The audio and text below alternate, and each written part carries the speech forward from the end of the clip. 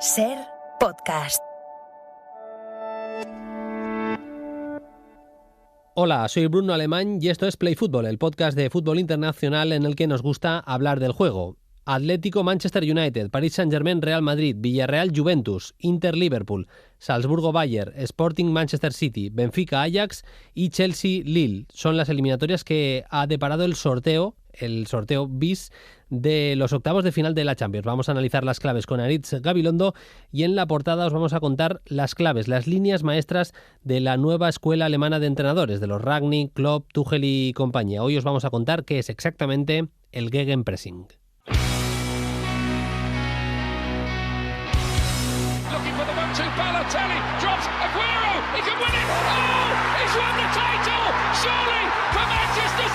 Arretra Pirlo, anche lui va in corsa, colpisce la palla, cucchiaio di Pirlo in gol.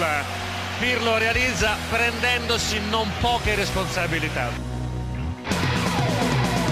El 21 de septiembre del 2008 se jugó un partido que a la postre resultaría clave en el devenir del fútbol europeo.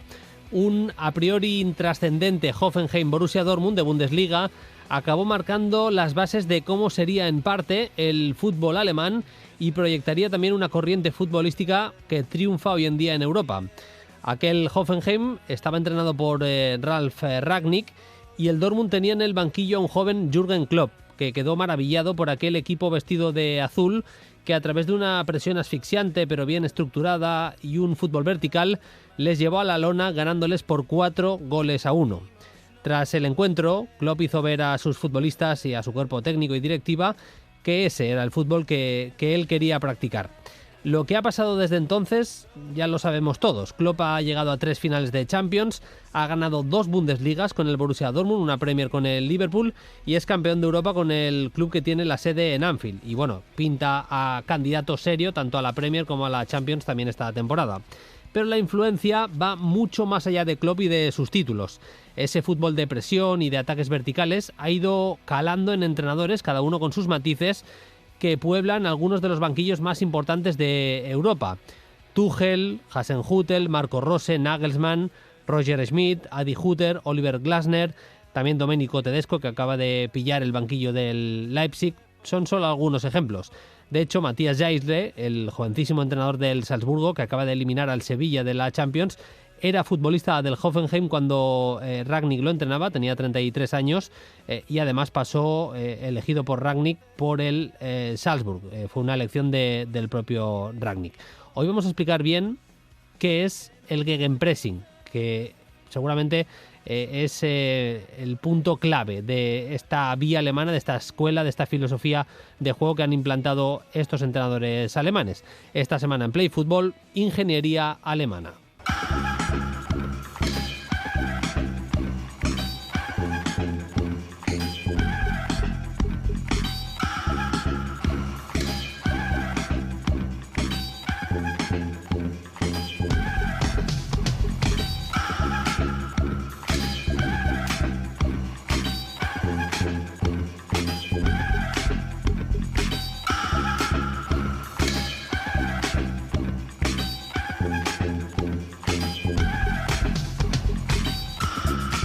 Empezamos el programa de esta semana, episodio en el que os vamos a hablar del Gegenpressing. Enseguida escucharemos a Jürgen Klopp, unas declaraciones que se hicieron muy famosas en las que venía a explicar que el Gegenpressing, esa manera de presionar tan típica de los equipos con entrenadores alemanes o de algunos equipos con entrenadores alemanes, es el mejor media punta del fútbol moderno, del fútbol actual.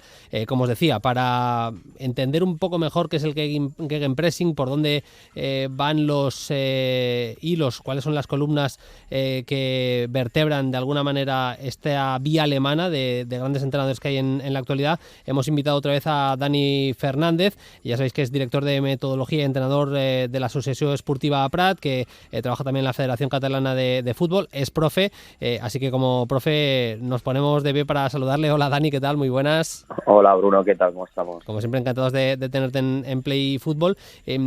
La primera reflexión, luego iremos a definiciones de lo que es el Gegenpressing para que la gente lo pueda entender mejor y demás, pero esta vía alemana, tantos equipos top que presionan tan bien, al menos a mí me da la sensación que, no sé si es la principal causa, pero que al menos sí que ha contribuido, ha ayudado, Dani, a que sea la época de la historia al menos reciente del fútbol en la que más equipos presionan en campo rival. Estamos en la época de la presión en campo rival. Exactamente, es decir, la gran diferencia con el fútbol de hace 10, 12 años, ¿no? Es decir, un poco va de la mano de lo que ha sido lo que se llamaba el juego de posición, ¿no? A partir de ahí muchos equipos y en Alemania yo creo que con la llegada de Guardiola los equipos como intentan combatir ese juego suyo, ¿no? Es decir, ya el juego de posición, los equipos intentan adelantar líneas y intentan recuperar en campo contrario, dificultando esas superioridades iniciales, ¿no? Y es como tú dices, ¿no? En este momento, pues, el pressing en campo contrario lo hacen todos los equipos. Ya no es solamente a la pérdida de balón, sino como una forma de organizarse en el juego y a la misma vez, pues, lo que ha surgido es formas de superar esa presión, ¿no? A través de conceptos distintos de los que eran el juego de posición allí por el 2008-2009 cuando con Guardiola el Barcelona empieza a hacerlo más común, ¿no? Dentro de lo que podemos llamar la vía alemana, estos entrenadores top alemanes que tienen una raíz futbolística que podemos decir que es más o menos similar, seguramente la joya de la corona es el gegenpressing, el counterpressing, como se llama también en Inglaterra, la contrapresión. ¿Cómo lo podemos definir para que los oyentes lo entiendan, los oyentes de Play Fútbol, Dani? Es verdad que se asocia, ¿vale? Para que todos nos entiendan, se le asocia al momento justo de la pérdida del ataque, es decir, se entiende como una parte de la transición ataque-defensa, ¿no? Es el momento que perdemos el balón, el equipo no tira hacia atrás, sino que empuja hacia adelante con la intención de dificultar que el rival salga de la zona donde ha perdido la pelota, ¿no? O sea, a entendernos, lo hermanaríamos con el concepto que aquí llamamos presión a la pérdida. Lo que pasa que es mucho más, ¿no? Porque ellos no solamente ellos de hecho el nombre que le daban originalmente es el de pressing de ataque, ¿vale? O pressing ultraofensivo, ¿no? Que podía ser bien en el momento de la pérdida, ese contrapressing que tú bien decías, ¿no? O incluso el pressing adelantado cuando el rival inicia el juego en corto, ¿no? Desde ya sea en circulaciones o desde meta, ¿no? Que es lo que actualmente vemos muchísimo, ¿no? Presiones altas al saque de meta, ¿no? Entonces, darle una definición es complicado, ¿no? Lo que sea es un pressing muy ofensivo, un pressing en campo contrario que intenta más que llevar el balón a la banda, ¿no? Lo que es lo más tradicional del pressing que asociamos a la escuela italiana, ¿no? Sí, a Sacchi, sí. Exacto, llevarlo el balón a la banda, llevar el juego a la banda a partir de esperar y proteger el pasillo frontal y que el juego vaya hacia la banda y a partir de ahí, a partir de superioridades numéricas, pues intentar recuperar la pelota. Ellos intentan más empujar al rival hacia su propia portería, ¿no? Es decir, es como una acción muy... Michels lo definía como empujar al rival hacia su portería, ¿no? Le daba esta definición, ¿no? Que Michels es un poco el padre original allá en los 70, ¿no? De toda esta filosofía de pressing ofensivo, ¿no? Más que intentar que el rival vaya a la banda, lo que intentan es forzar el error, ¿no? Y el rival se equivoque, que juegue un pase arriesgado, que juegue un regate, que se meta en un camino por el donde no puede salir, ¿no? Entonces todas las acciones de presión van un poco encaminadas a eso, ¿no? A que el rival se sienta incómodo. Lo que pasa es lo que te decía antes, ¿no? Los equipos muy bien han entendido cómo atacar esa presión alta y bueno, yo creo que es una época del fútbol que es muy interesante a nivel de matices tácticos. Cuentan que hay un amistoso que juega como jugador Ralf Rangnick contra Lewandowski entrenador, y que en ese día es cuando entiende que la presión puede ser fundamental en su manera de entender el fútbol, cuando todavía era futbolista. Pero citabas ya, por ejemplo, a Rinus Michels.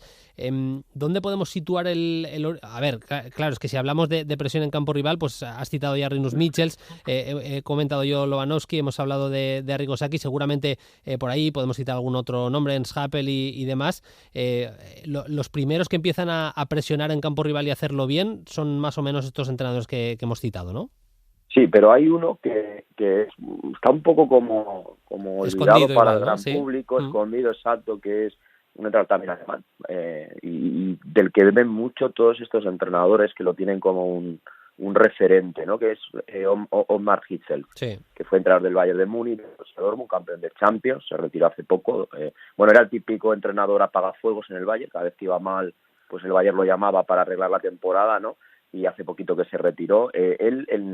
Allá por los finales de los 90, principios del 2000, que es cuando él tiene grandes éxitos, él desarrolla un poco lo que es la idea del pressing de ataque, de forma, digamos, que le da nombre, lo categoriza, nombra los conceptos, la forma de llevarlo a cabo, ¿no? Hay un artículo que escribe un míster español que a veces colabora con vosotros en Play Fútbol, que es Pedro, ¿no? Sí. Que escribe un artículo a raíz de hacer una visita y verlo trabajar, ¿vale?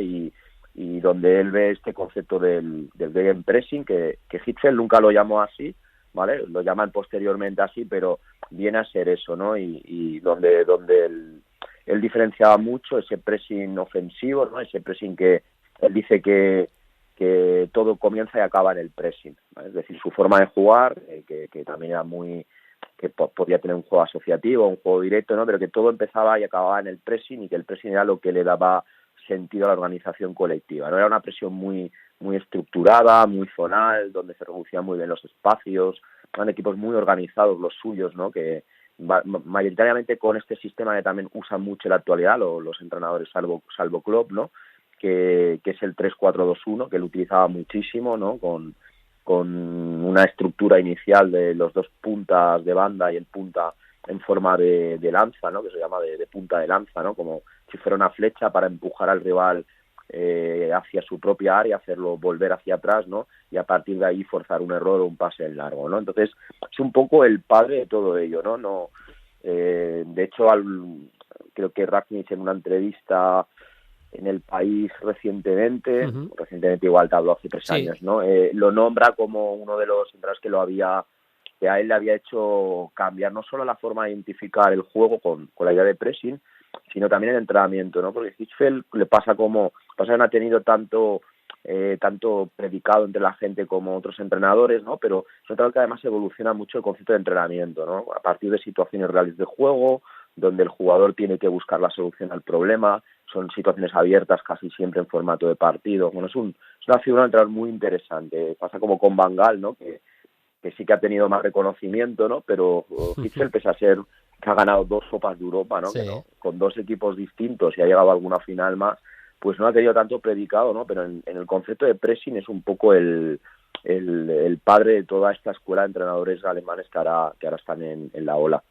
Seguramente de todos ellos el que más éxito, al menos a nivel de títulos, ha tenido es Jürgen Klopp, que justo tras su llegada a Inglaterra en 2016 le ficha el Liverpool. En una entrevista en Sky Sports está intentando explicar su modelo de juego y le preguntan por el gegenpressing y le viene a decir, ¿tú consideras que el gegenpressing es el mejor mediapunta, que hacer esa presión en campo rival es el mejor mediapunta? Vamos a escuchar esas declaraciones. Yeah, usually think about what we all have to do until you bring a player, the number 10, if you want to play make in a position where he can make the decision for a genius pass or not. So you have to play a few passes, your channel balls, whatever, and the counter pressing makes exactly the same. So you win the ball back in a high on the pitch, and you are close to the goal. So it's only one pass away from a really good opportunity. Dice Jürgen Klopp que el gegenpressing al final te permite lo mismo que un mediapunta brillante, un playmaker brillante, que estás a tan solo un pase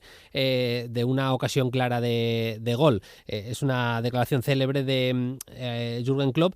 Es verdad que es el más famoso. Es cierto también, Dani, seguramente que tenemos varios exponentes de entrenadores top alemanes que presionan mucho y muy bien en campo rival, y muchos de ellos utilizan esa manera de jugar también bastante vertical que acuñó Ralf Rangnick y que en su momento dijo Jürgen Klopp que quería acometer también con sus equipos, y lo empezó a hacer con el Borussia Dortmund. Yo creo que hay matices, pero seguramente es algo que sí que puede unir a entrenadores que es verdad que son diferentes, pues empezando por Nagelsmann, siguiendo por Tuchel y Klopp y llegando hasta Rangnick.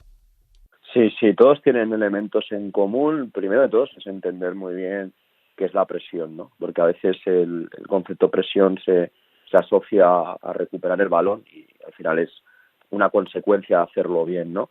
Segundo, identifica muy bien sus jugadores, los equipos de estos entrenadores, cada uno con sus matices, como tú muy bien dices, ¿no? Cuándo se puede presionar y cuándo no, que eso es una cuestión que a veces no se entiende por parte del público, ¿no? Es decir, no siempre se puede presionar todos los balones.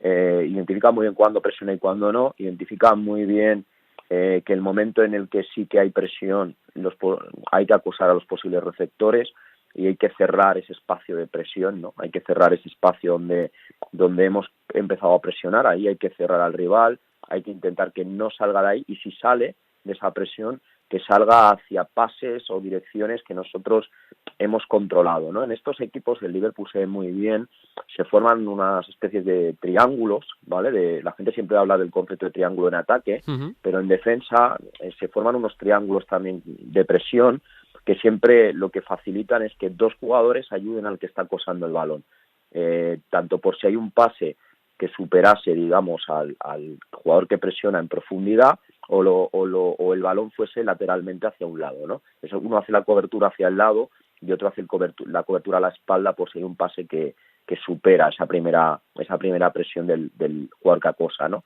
Entonces esos triángulos y además ese acoso a posibles receptores de los jugadores que están más cerca lo acompañan con conceptos que son también, porque en la escuela alemana hay una capacidad de coger conceptos de tanto de la escuela española como de la escuela italiana, ¿no? Que son los conceptos de línea defensiva, de todo este manejo de achicar hacia adelante, de reducir espacio por parte de la última línea, de perfilarse bien para correr hacia atrás si les han roto la presión. Bueno, todo esto ellos lo trabajan muy bien en el Liverpool, es un claro ejemplo de ello, ¿no?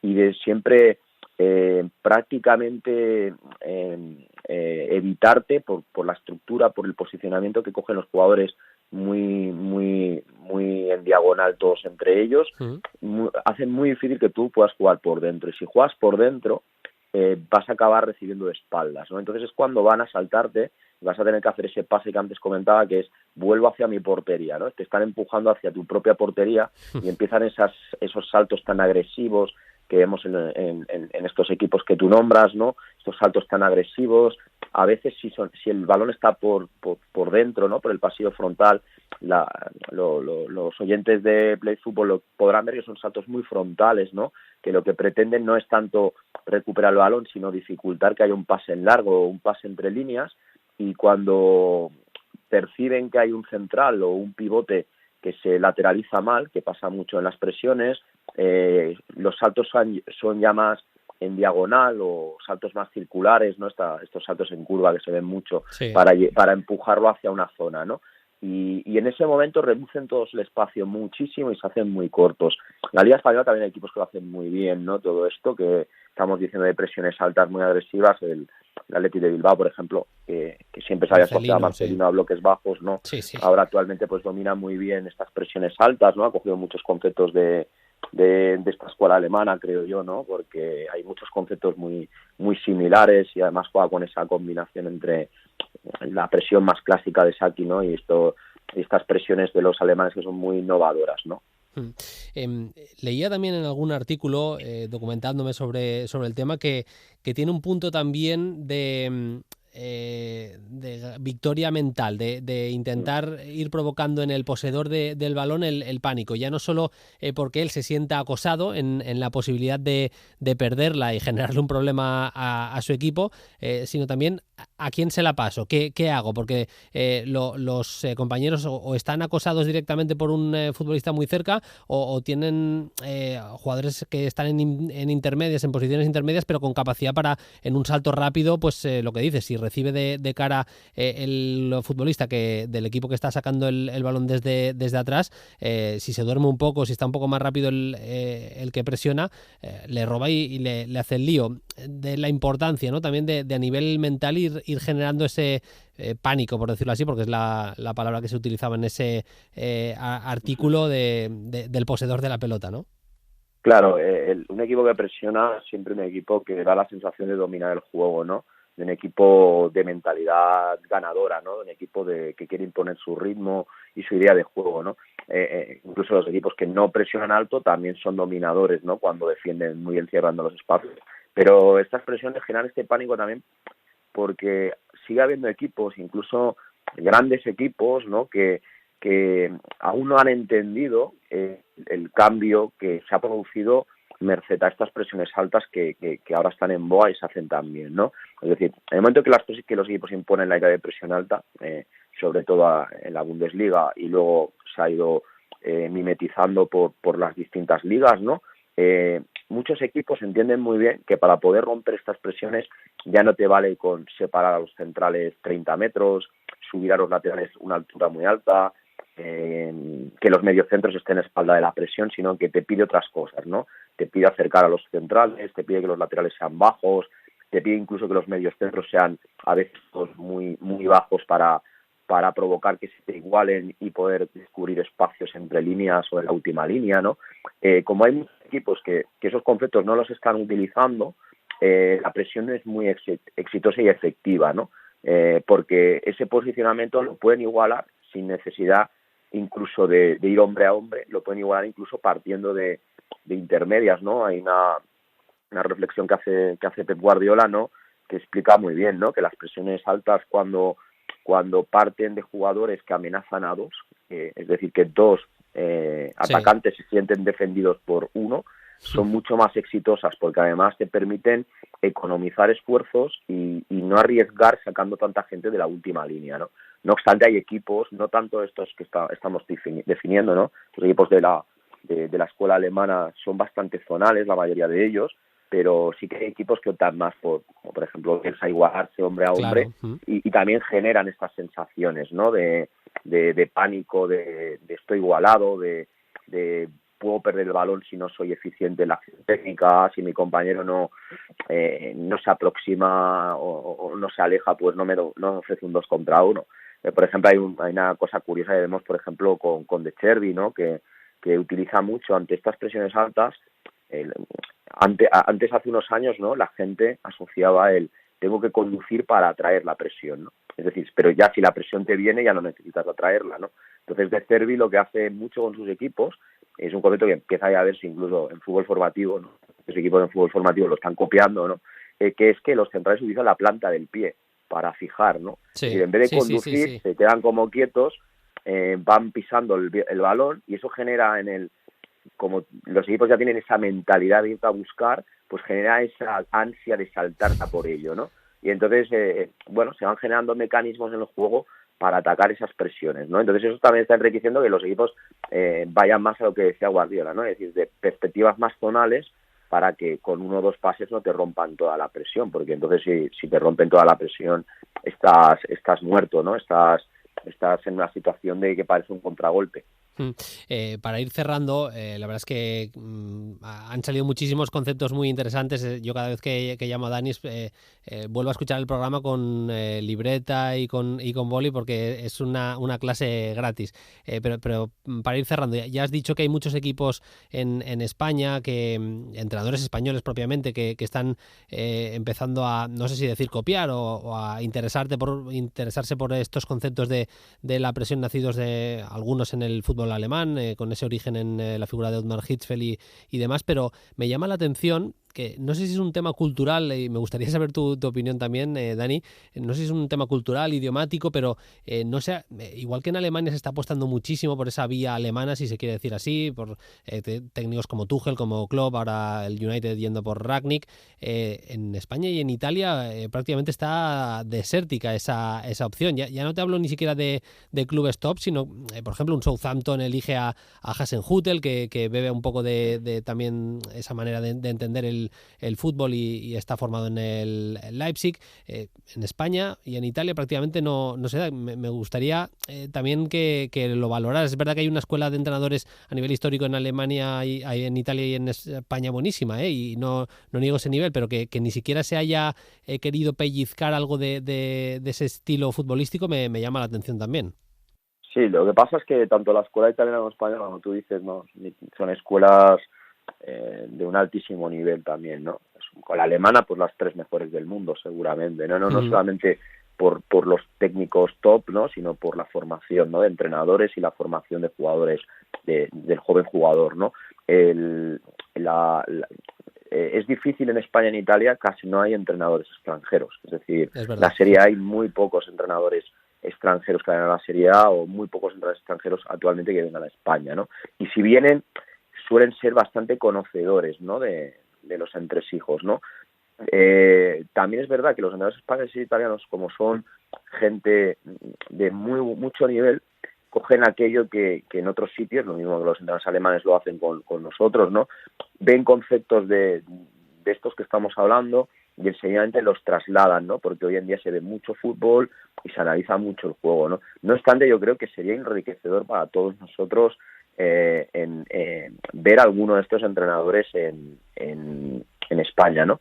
Porque no solamente ya a nivel de juego, ¿no? A nivel de entrenamiento y a nivel de mentalidad de lo que es el día a día del trabajo, la escuela alemana es una escuela en el que el entrenamiento es muy importante. Se va a entrenar de verdad, ¿no? En el día a día hay mucha exigencia. Sería bueno no ver eso, ver a alguno de estos entrenadores pues trasladar esa filosofía, esta idea de profesionalidad, ¿no? De exigencia, de rigor, ¿no? En la liga, ¿no? Pues por poder ver cómo llevan a cabo esos métodos, ¿no? Porque el entrenador alemán es un entrenador muy profesional, de mucha autoexigencia. No digo con esto que en España no los haya, hay muchos y muy buenos, ¿no? En Italia igual, ¿no? Pero la mentalidad alemana ya de por sí siempre es muy estajanovista, ¿no? Muy trabajadora. Entonces sería interesante cómo con el jugador latino, que al final es un jugador que le gusta menos entrenar o tiene esa fama, ¿no? Aunque cada vez es menor, ¿no? Sí. Esa realidad, ¿no? Pero esa fama que tiene el jugador español de gustar entrenar menos. La anécdota de Capello, ¿no? Que en primera vez que viene al Madrid pues asustó, ¿no? De lo poco les gustaba entrenar. Pues ver esa idea, ¿no? Esa mentalidad alemana con equipos españoles, cómo se lleva a cabo, ¿no? Y cómo se desinculca esa idea de siempre ir a presionar, de siempre ir a recuperar la pelota, porque eso viene de entrenarlo, es mentalidad y es entrenamiento, ¿no? Entonces sería muy interesante, ¿no? Es una lástima que de momento pues no haya habido ninguno de ellos que hayan venido aquí, ¿no? Pero al final son entradas muy buenos y es probable, ¿no? Que alguno acabe en alguno de los clubes grandes, ¿no? Y como también decías, también hay entrenadores en España que aplican todos estos conceptos, ¿no? Y lo hacen muy bien y también pues vamos viendo, por ejemplo, en el Barcelona un crecimiento otra vez en esta dirección, ¿no? En estos últimos partidos, ¿no? De ser agresivo en la presión inicial y al final pues también aquí tenemos un nivel alto y también cosas muy interesantes. Sí, yo lo decía sobre todo porque la mezcla de ideas normalmente suele llevar a cosas buenas. En Inglaterra, Claro. Es verdad que en Inglaterra el nivel de los entrenadores es mucho más bajo y es normal que se quieran nutrir teniendo el músculo económico que tienen de los mejores entrenadores del mundo. No es gratis, no es casualidad que hayan ido en los últimos años Guardiola, Conte en diversas ocasiones, también Mourinho, todos los alemanes que hemos citado. Bueno, y de esa mezcla de ideas creo que se está generando algo más que interesante también en la Premier League. Veremos si se da algo parecido en el fútbol español, italiano en los próximos años. Alguna pinceladita en ese sentido yo creo que al menos podría ser interesante, como comentaba Dani. Queríamos analizar, conocer lo que es el Gegenpressing, los orígenes, características, los principales conceptos también de esta contrapresión como uno de los movimientos futbolísticos con mayor vigencia en el mundo del fútbol y como siempre ha sido top la aportación de Dani. Te agradecemos mucho como siempre que hayas estado en Play Fútbol. Un abrazo y hasta la próxima, Dani. A vosotros, muchísimas gracias.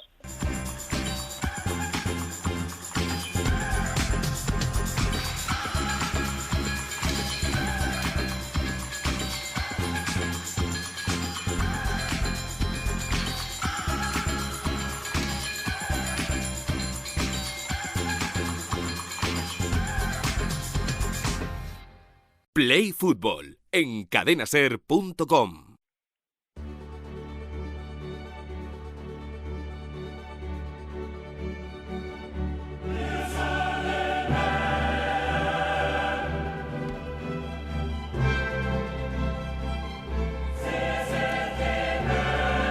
Lo dicho, vamos ya con lo que ha deparado el sorteo bis de los octavos de final de la Champions con Aritz Gabilondo. Nos vamos hasta el diario AS. Hola Aritz, ¿qué tal? Muy buenas. Hola, ¿qué tal? Muy buenas. Para empezar, yo no sé si habías vivido alguna vez algo parecido a lo de hoy. O sea, es que me perdonen quien sea, pero me parece más un sorteo de Copa de una federación africana remota. Con todo, Sí. dicho con todo el respeto, cualquier federación no seria parece más una cosa de un sorteo de categorías inferiores de algún país no demasiado civilizado. Que un sorteo de la UEFA. Es que realmente ha sido bastante bochornoso el tema, ¿eh? No, inaudito y además Y a va a ojos seguir de todo trayendo el cola. mundo Sí. y bueno, ha sido una sensación de que las cosas, incluso en el fútbol de máxima élite y que tanto dinero mueve, pues dejan bastantes cosas para la improvisación. Yo recuerdo un sorteo de la Copa de África que iban saliendo los rivales o los grupos en la tele, o sea que podía estar perfectamente hecho en un software de antemano, no tenía ninguna emoción, no había una mano inocente y Sí. aquello me pareció un escándalo, pero aquí ya con una persona equivocándose porque un software se lo dice mal o bueno, eso no ha quedado muy claro, pues me parece también tremendo ese error. La UEFA habla de fallo de software. Mucha gente cree que es error humano porque es verdad que es el director de competiciones de la UEFA el que va cogiendo cada una de las bolas. Supongo que le dicen en algún momento se tiene que encender los potes en los que están las bolas. Supongo que se encienden cuando pueden coger. No, tiene una pantalla Sí. enfrente. Tiene una pantalla, entonces cuando sale el equipo en cuestión, inmediatamente de manera electrónica, pues en esa pantalla se le pone de qué bombos tiene que sacar la pelota de los la bola de los rivales. Sí, Y entonces la UEFA esgrime que ha sido ahí donde se ha producido el error, que Claro. no le ha puesto bien las bolas que tenía que coger. Y bueno, que ahí hay un tema importante porque claro, por eso han repetido el sorteo entero también, porque si ha habido un problema informático se ha producido desde el primer momento, etcétera. Bueno, unas argucias de todo tipo que yo creo que afean mucho el sorteo que hemos vivido hoy. Y parece que puede haber rueda de prensa del Real Madrid esta tarde, o sea que bueno. De momento vamos a analizar lo que parece que es definitivo, que es el sorteo de la Champions, precisamente encarándolo desde esa eliminatoria. Paris Saint-Germain, Real Madrid. Veremos si vuelve Ramos, lo normal es que sí, hombre, que esté ya preparado en esa eliminatoria y que esté al 100%, veremos cómo llega también Neymar. A mí me parece una eliminatoria muy bonita entre dos, a pesar de lo que hemos visto en la fase de grupos del Paris Saint-Germain, me parece que podemos decir que al margen de los ingleses y del Bayern, los otros dos candidatos que podrían ser claros a esta Champions están en esta eliminatoria, Paris Saint-Germain, Real Madrid. Bueno, el PSG es semifinalista de la pasada temporada y finalista de la anterior. O sea, ha estado conviviendo muy cerquita del título y aún así me parece un equipo que no es perfecto todavía. Ha fichado a Ramos, ha fichado a Messi, ha fichado a Wijnaldum, ha fichado a Donnarumma, ha fichado a Raf, que son fichajazos, y el equipo sigue teniendo problemas. Y yo creo que es un equipo que se adapta bien al Madrid. A mí el Madrid, tal y como está concebido últimamente, de replegar mucho, salir rápido al contragolpe, con Vinicius, con Asensio, incluso con Rodrigo, le puede hacer daño al PSG, que es un equipo que vive casi de manera única de la pegada y que va a vivir pues de eso, de que los tres jugadores de arriba estén inspirados para poder hacer daño al Madrid. Pero a nivel conjunto, a nivel global, me parece que el Madrid es mejor que el PSG. Sí, a mí me parece hoy en día más equipo, de manera clara. Creo que tiene mejor plantilla el Paris Saint-Germain seguramente, pero que todavía no ha acabado de dar con la tecla Pochettino. También es cierto que en el tramo inicial del partido de ayer contra el Mónaco me gustó bastante. El PSG fallan en defensa, tienen momentos de debilidad defensiva, pero esa fórmula que yo desde el principio es la que veía más factible, con Messi haciendo de falso 9 y quizá Mbappé y Neymar algo caídos a las bandas. Eso obligaría seguramente a Mbappé caer a la banda derecha y a Neymar a la izquierda, si es que juegan los tres, pero seguramente también hay que decir, Aritz, que lo que hemos visto a nivel defensivo de Messi, de Neymar y de Mbappé en una eliminatoria contra el Real Madrid va a cambiar, que yo entiendo que saben que se juegan la temporada en esos dos partidos, en el que se va a jugar en París primero y en el de la vuelta en el Bernabéu. Sí, pero bueno, por ejemplo con el City en el Etihad no vimos nada de eso. O sea, yo creo que también soy de la opinión de que el PSG juega 4 o 5 partidos a tope al año, o sea, lo selecciona mucho, ¿no? Porque los jugadores de arriba saben perfectamente que andando al tran-tran en Francia ganan, pero en Europa no. Entonces es probable que la motivación sea mayor de la habitual en esa eliminatoria frente al frente al Madrid. Pero bueno, es que yo con ese concepto de equipo de 3 jugadores arriba que no trabajan y el resto remangándose para que ellos puedan brillar, me parece que es inviable en Europa. O sea, yo creo que no ha habido ni un equipo jamás que, teniendo jugadores arriba determinantes, fíjate, voy a hablar de los Galácticos en su momento, sin tener detrás lo que es necesario y fundamental en el centro del campo, en defensa. No hay ningún equipo que haya conseguido ser campeón de Europa y este PSG tiene el reto de lograrlo por primera vez.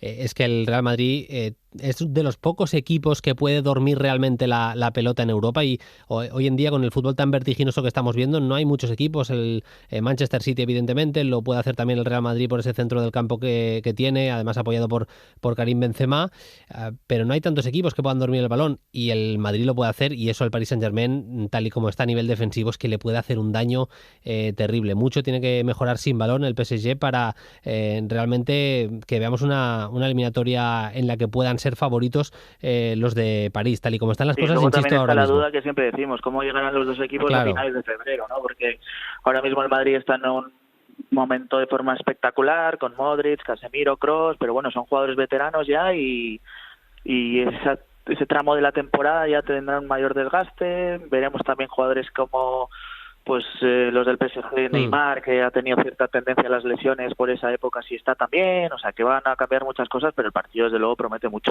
Es un auténtico partidazo. Una pregunta que te voy a hacer con las 3 eliminatorias de los equipos españoles: si fueras Ancelotti y pudieras tachar a un jugador del PSG que no jugara la eliminatoria o que pasara absolutamente inadvertido en la eliminatoria, ¿a cuál elegirías? Estás complicada, ¿eh? Sí, con el PSG es con muy el difícil. PSG, sí. Mira, ahora mismo te diría Mbappé.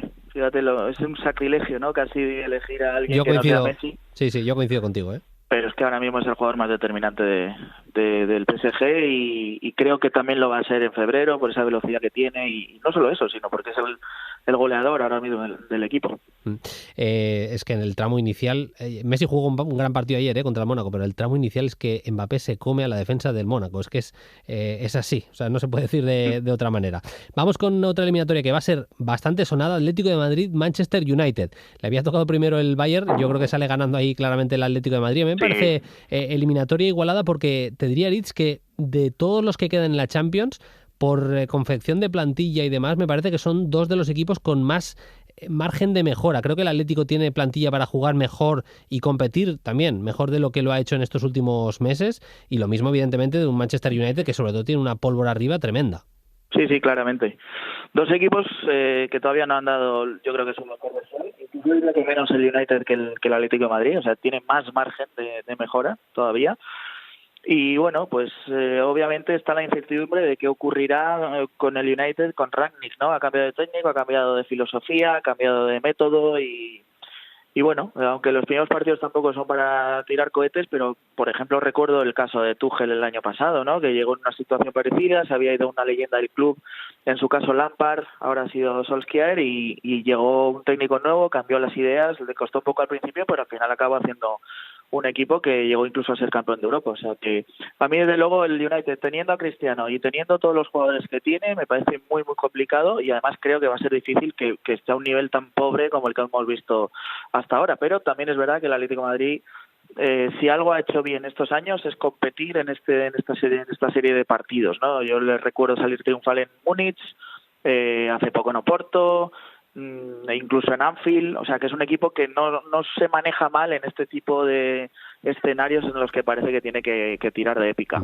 Por señalar también las debilidades del Manchester United, es verdad que tiene un centro del campo que no es demasiado capaz a la hora de generar fútbol. A mí me gustan los 2 jugadores en sí, tanto Fred como McTominay me parecen buenos futbolistas, pero juntos se me queda un poquito corto a veces el Manchester United a la hora de generar ideas, de generar juego, de creatividad en el centro del campo, de esos pases que marquen un poco la diferencia. Y luego el equipo atrás, Maguire es un buen central, pero que comete errores, no es un central de más de 80 millones de euros como pagó el Manchester United, y creo que es un equipo también con margen de mejora atrás. Creo que Dalot le puede dar cositas ahí en el lateral derecho, pero no me parece súper fiable a nivel defensivo, ¿eh? No, ni mucho menos. Yo incluso, fíjate, te diría que ni Varane, que ha estado mucho tiempo lesionado, está dando el nivel. En principio sería Varane, Maguire la defensa titular, pero es que luego sales de ahí, Bailey no está bien, Lindelof no está bien, y en general casi ninguno de los centrales cuando juega da una sensación de solvencia, ¿no? Entonces yo casi diría que el problema está por delante, ¿no? Que el equipo no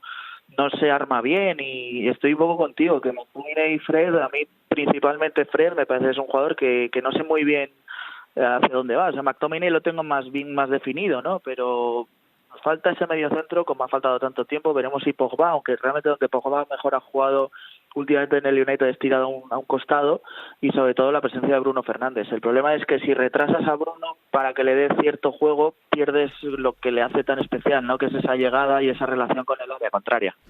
A nivel Atlético de Madrid, es verdad que hay nombres que le pueden dar otra dimensión a la eliminatoria. Pienso sobre todo en Joao Félix. Queda la duda de qué pasa con Luis Suárez. Se está hablando mucho de si tiene que jugar más minutos Mateus Cunha. También parte del margen de mejora que tiene el Atlético de Madrid pasa por en ataque ser más eficaz incluso de lo que lo es ya el Atlético de Madrid, pero sobre todo los grandes rasgos que había tenido siempre el equipo del Cholo Simeone, ser defensivamente solvente, no lo está siendo. También incluso el balón parado era una de las marcas, de las señas de identidad del Cholo, y lo están aprovechando poquísimo, ¿eh? Es que estamos hablando del Atlético de Madrid en aspectos ofensivos casi exclusivamente, cuando realmente lo que tú dices, donde se la está pegando ahora mismo el equipo es atrás. No tiene, es verdad que ha tenido muchas lesiones en los centrales, pero no tiene ni punto de comparación con el Atlético aguerrido, bien armado defensivamente, sólido, que salía por Europa y era muy difícil meterle mano, ¿no? Obviamente, pues ganas quizá en esa pegada que puedas tener en partidos como estos, que también es muy necesaria, por cierto, pues en un mal momento que te salga Luis Suárez, que te salga Griezmann, que son jugadores que se manejan muy bien ya en la máxima competición, y bueno, pues que te resuelvan la eliminatoria, pero me parece más tiro al aire este Atlético Madrid de lo que era antes. Mira, aprovecho, nos preguntaban Doni 1993 en las preguntas de iVox, dice: me gustaría saber vuestra opinión del United de Rangnick. Pues mira, está cambiando un poco el sistema, está jugando 4-2-2-2, o sea, los 2-2-2, sí, una cosa un poco extraña. Sí, está jugando, bueno, lo ha hecho bastante el Leipzig en los últimos años, alguna cosa parecida, muchas veces con tres centrales, pero también esa fórmula con casi un cuadrado en el centro del campo. Sí. Yo creo que no le está yendo demasiado bien a Bruno Fernández, por ejemplo, que a veces se tiene que escorar un poquito hacia la banda, que no tiene tanta libertad de movimientos, pero sobre todo yo creo que la principal diferencia, y nos lo preguntaban Doni, es que el equipo está presionando mejor, y es una de las señas de identidad de Rangnick, como contábamos al principio del programa, Ritz. No, claramente, sí. Por ahí pasa, digamos, la resurrección del United, por ser mucho más agresivo sin balón. Al final era un equipo muy parado, ¿no? Y es lo de siempre, aunque tú tengas una delantera descomunal, si el equipo no trabaja, no funciona, no hay nada que hacer. Y si algo tiene Rangnick es esa escuela alemana de fútbol muy agresivo sin balón y esa presión que, a ver, si consigue que los jugadores pues hagan suya, porque sería fundamental. Tacha, haz de Simeone y táchame uno del United, Daritz. ¿A quién quitarías? Hombre, Cristiano Ronaldo, yo creo. Aunque no sea el mejor Cristiano de su carrera, pero además contra el Atlético de Madrid en concreto en la Champions le ha hecho rotos cada vez que ha jugado contra ellos. O sea, que yo aquí, sin duda, Cristiano. Mira, de momento hemos coincidido, Mbappé y Cristiano. Yo también digo los mismos. No era difícil, ¿eh? Correcto, es verdad. Bueno, estaba ahí lo de Messi también en el PSG. Bueno, podía haber más debate en el PSG, yo en el United sí que creo que estaba bastante claro. Y vamos con el Villarreal-Juve, la tercera de los equipos españoles, luego iremos con el resto. Bueno, primera vez que se enfrentan en Champions, Villarreal y Juventus. No es el peor momento para pillar a la Juve, aunque es verdad, es un caso un poco extraño de Dr. Jekyll y Mr. Hyde, porque en Serie A el equipo está sufriendo muchísimo, ahora mismo fuera de la Champions y muy muy alejado del líder del Inter. En cambio en la Champions ha dejado segundo de grupo al Chelsea. Sí, pero casi más por demérito del Chelsea que por mérito suyo. Es verdad que le gana en Turín, luego, si te acuerdas, le mete 4 en la vuelta, en el partido de vuelta al Chelsea, se muestra muy superior, y yo incluso pienso que era uno de los caramelos del Bombo 1, ahora mismo, tal y como está la Juventus. No quiero decir con esto que no tenga margen de progresión, porque además me parece un equipo joven, salvo, por supuesto, Chiellini o Bonucci, que son los emblemas, pero en ataque especialmente, pues tiene jugadores que todavía están un poco verdes, ¿no? Me gusta mucho Chiesa, creo que es un jugador diferencial, aunque irregular, y es una Juventus, digamos, en construcción. Entonces no me parece un mal momento para el Villarreal para medirse contra ellos, aunque es verdad que por el estilo de juego también de Emery, que se va a meter atrás, que va a intentar plantear una eliminatoria con pocos goles, puede ser un riesgo también. No es un equipo que conceda tampoco en exceso la Juventus. También es verdad que Emery en el Villarreal está experimentando un cambio. Yo creo que lo ha ido modelando su fútbol también cuando ha pasado por equipos ya de verdad grandes. Se ha ido a vestuarios con jugadores muy importantes, el del Paris Saint-Germain, el del Arsenal. Ahora vemos a un Villarreal que quiere sacar siempre el balón jugado desde atrás, que muchas veces presiona en campo rival. Yo no tengo claro quién va a llevar la iniciativa en esa eliminatoria. Mira lo que te digo, Aritz, no tengo tan claro que vaya a tener la pelota la Juve. No, hombre, vamos a ver, en los últimos años si algo ha hecho el Villarreal ha sido construir todo a través del juego, ¿no? Pero también creo que le vienen bien estos técnicos, como pasó con Marcelino en su momento, con Emery ahora, que son técnicos muy buenos para eliminatorias, que son estrategas más que entrenadores. Igual prefiero un Emery para una Copa del Rey o para una Europa League o una Champions que para una liga entera, ¿no? Sí. Por eso estoy convencido de que le va a plantar cara, porque le va a plantear muy bien la eliminatoria a la Juventus. Una Juve que ha pasado por momentos, como ahora mismo, de graves problemas de lesiones, muchísimos lesionados, entre ellos estrellas ahora mismo como Dybala o como Chiesa. Te hago la pregunta otra vez, ¿qué jugador de la Juventus tacharía si fueras Emery? Pues el cuerpo me pide mucho a Chiesa, porque yo soy muy de Chiesa, sí. Pero creo que puede ser más decisivo por todo lo que rodea Chiellini o Bonucci. Me quedo con Chiellini en la eliminatoria. Al final es una eliminatoria entre un equipo veterano y uno más novel, sí. Y esos jugadores se acaban imponiendo. O sea que yo voy a tachar ahora mismo de la Juventus si pudiera al nombre de Chiellini. Vamos a discrepar ahí. Yo voy a meter a Dybala. Creo que sí, es que es verdad que casi siempre está lesionado, pobre hombre, sí. pero a nivel, o sea, el potencial, me parece que el jugador con más potencial, sí, claro, incluso sí. Creo que por encima de Chiesa, a mí Chiesa me encanta también, como a ti. Yo soy muy chiesista somos y lo pongo por encima de Dybala, pero es verdad que lo que tú dices, que en un partido puntual, si le sale el día, probablemente no haya un jugador como Dybala en el equipo. Hay otras eliminatorias más que interesantes. Del resto, a ver, te digo la verdad, veo bastante favoritos a Bayern, a Manchester City, un poco menos, pero también veo favorito al Liverpool ante el Inter, muy favorito al Chelsea.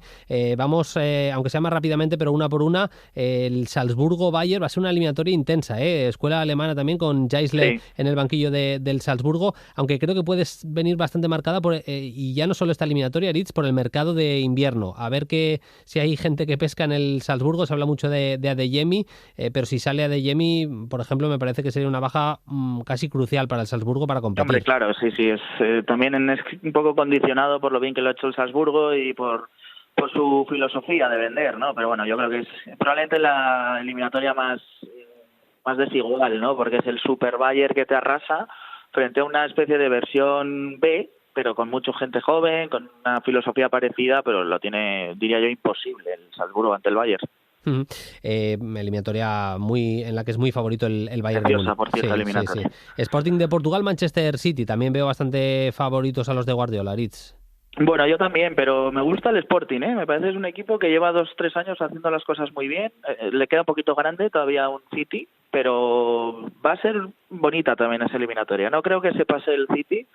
Y a mí me va a apetecer ver esos dos partidos porque el Sporting tiene jugadores como para plantarle cara, aunque sea en el partido de ida al City.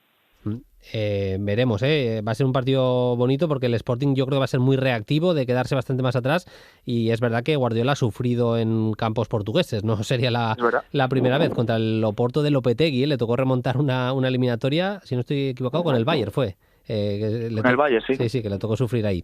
Benfica-Ajax, por lo que hemos visto hasta ahora, por el ruido que hay en el Benfica, que es verdad que ha eliminado al Barça, yo creo que el Ajax es favorito, no sé cómo lo ves. Yo también, además el Benfica no atraviesa un buen momento, veremos en febrero, ¿no? Pero hay cierto run incluso en torno a Jorge Jesús, tiene buenos jugadores, Darwin Núñez, Yaremchuk, ya lo sabemos, ¿no? Son futbolistas capaces de solventar una eliminatoria, pero me parece más equipo, más hecho, más rodado y con las ideas bastante más claras el Ajax, que es la gran sensación de esta temporada. Y ahora mismo también, más allá de juego, yo diría que también tienen más individualidades capaces de marcar las diferencias. Antony ha jugado a un nivel brutal, la zurda de Tadic sigue marcando diferencias, Berghuis está jugando bien, Haller es que casi todo lo que toca en el área va para adentro. Yo es que el juego va por una parte, ya por eso me parece favorito el Ajax, pero casi por las piezas individuales que contra otros rivales no me pasaría, pero en este caso... Además juega sin presión ninguna, o sea, fíjate que es el grande del fútbol neerlandés y el Benfica es uno de los grandes del fútbol portugués, pero te aseguro que va a tener mucha más presión en esa eliminatoria el Benfica que el Ajax. Entonces eso libera mucho a jugadores de gran nivel como son los del Ajax. Chelsea-Lille, para quedar segundo al Chelsea no le ha ido mal, ¿eh? Yo creo que... No, nada mal. A ver, es un equipo complicado siempre el Lille, por alguna cosa dejó al Paris Saint-Germain sin ganar la Liga Francesa el año pasado, tiene buena materia prima, pero me parece que es una de las eliminatorias seguramente en la que un equipo sea más favorito. Me parece que el Chelsea, si va todo bien, tiene que pasar fácil. Y es que además el Lille, que es un equipo muy poderoso en lo físico, tiene a Koné, tiene a Jonathan David, tiene a Renato Sánchez, que son jugadores pues que tienen potencia, pero es que se miden ante el equipo probablemente con más físico de Europa, ¿no? Entonces han tenido un poco de mala suerte, bueno, muy mala suerte en el sorteo, pues les ha tocado el segundo que probablemente peor les iba, ¿no? Entonces yo también estoy de acuerdo. Además el Chelsea, después del susto que se haya dado en el segundo, que vuelva a relajarse como hizo Tuchel en ese partido en San Petersburgo, que casi le cuesta un disgusto. Y la última, me deja para el final el Inter-Liverpool, que tiene miga, el actual campeón italiano contra un supercandidato a la Champions como es el Liverpool. Yo creo que es favorito el Liverpool, pero va a ser una eliminatoria. El Inter está en modo creciente, cada vez jugando un poquito mejor, y me parece que puede ser una eliminatoria de las más interesantes, vaya.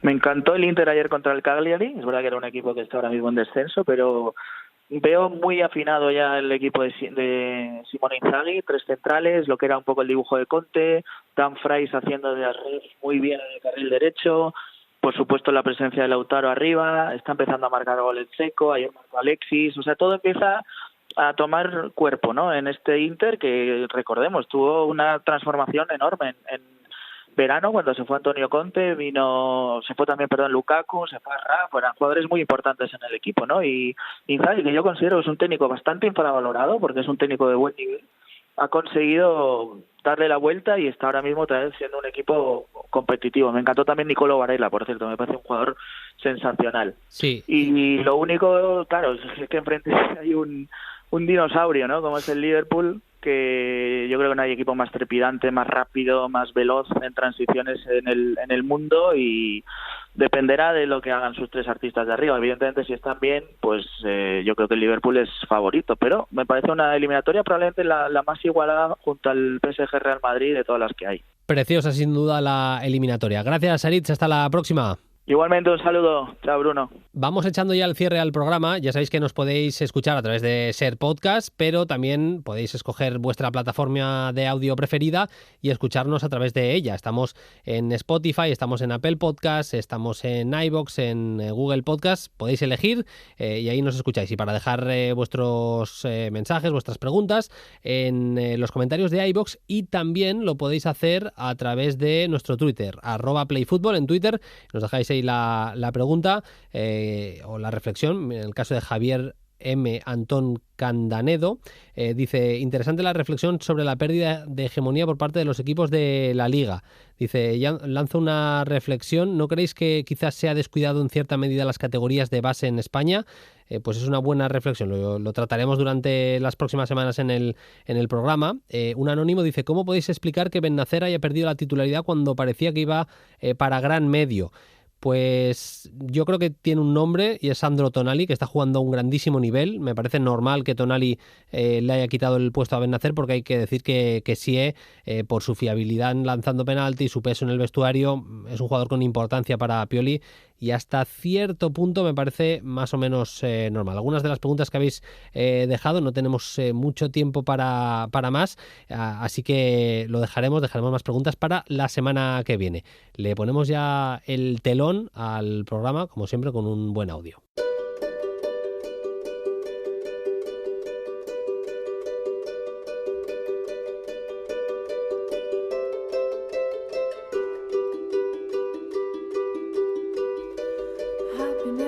Ya sabéis que le ponemos el lacito, el cierre al programa con un audio siempre, un audio chulo, un audio a veces interesante, en este caso un audio de felicidad. Hemos tenido algunos campeones ya este fin de semana, el New York City se proclamaba campeón de la Major League Soccer y hemos tenido un campeón también en Europa. Se acababa la Eliteserien en Noruega y el Bodo Glimt se acaba de proclamar campeón. Es ese equipo que en la Conference League le metió 6 a la Roma de Mourinho. Un equipo que solo había ganado un campeonato noruego en toda su historia. Lo consiguió en el 2020 y repite también en 2021.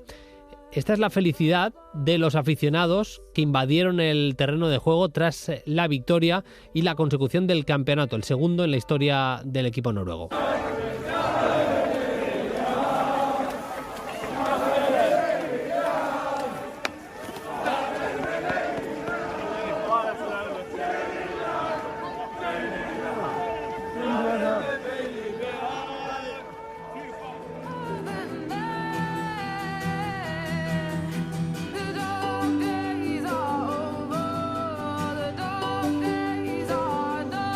Y así, con esa felicidad del Bodo Glimt, nos despedimos. Nosotros volvemos la semana que viene con un nuevo episodio de Play Fútbol. Hasta entonces, sed felices. Adiós.